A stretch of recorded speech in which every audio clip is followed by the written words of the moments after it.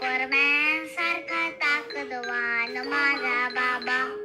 झुरळ पाल काळ कशालाच घाबरत नाही बाबा. बरं नसेल मला तर मात्र कसा घाबरतो बाबा.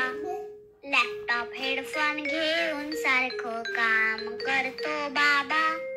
पण माझ्याशी रोज थोडा वेळ नक्की खेळतो बाबा.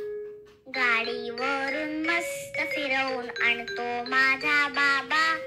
स्वयंपाकघरात कधी भन्नाट प्रयोग करतो बाबा.